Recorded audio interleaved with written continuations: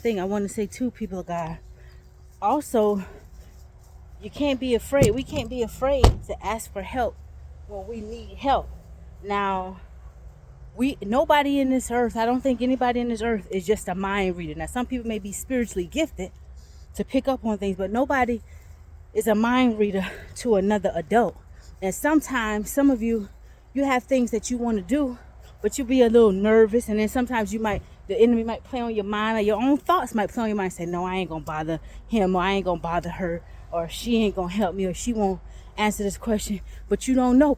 They say closed mouths don't get fed.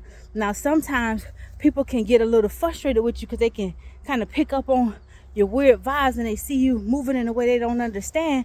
And this is where communication comes into play, right? Because some of you have little ideas, and you ain't looking for nobody to give you no handout. You ain't looking for nobody to, to do everything for you. Sometimes you just need a little knowledge. Sometimes you just need a hand up. We've all been in that place sometimes too. And so closed mouths don't get fed. Don't be afraid to reach out and ask your brother or sister, hey, this is right here is what I'm working on. And don't try to put them in a position where you ask them in front of a whole group of people and make it feel, and whereas you feel like you're going to put them in a position where they may be ashamed to say no. Because if you do that to me, I will ignore you. Because see, there's a way you do all things, respectfully, there's a way you do all things. But if you ask them, if you want to reach out to your brother and sister, don't try to put them in a position to where you show other people, oh, they trying to be kind, or they this and that. I'm gonna ask them this right here in front of all these people and see what they're gonna say. No, reach out to people respectfully, in a respectful way, and give them the option to say whether they're able to assist you with that thing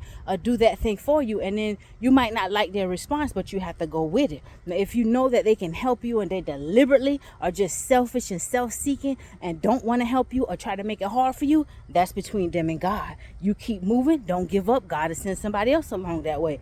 But if you know there's a good brother and sister there, you take your time and you reach out for them respectfully, and you wait until see what their reply is going to be, what information they give you. They may give you a little something to do to test you to see if you really going to do the work or not, because people don't like their time being wasted.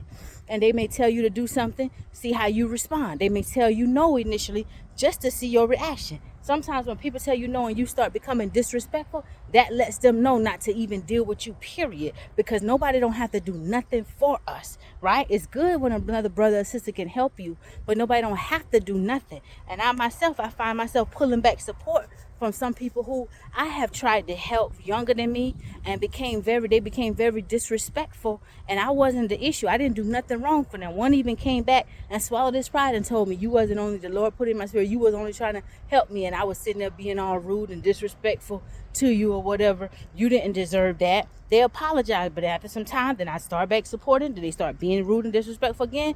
I gave them several chances. 3 strikes, you're out. Because I don't deserve for my spirit to be beat down. We all trying to make something for ourselves, but at the end of the day, you don't beat down on nobody. We have 24 hours in a day. What I do with my day is going to determine how my future continues to go. What you do with your day and vice versa. Nobody don't owe me nothing. Even some of the people that have done me wrong or take from me, I just chop it up. I ain't no victim. I keep going. I don't go through life blaming somebody for my shortcomings. No, I learn from my mistakes and I keep going, right? So don't be afraid to ask and share with people that whose heart will be in the right posture towards you. And don't get envious of nobody else.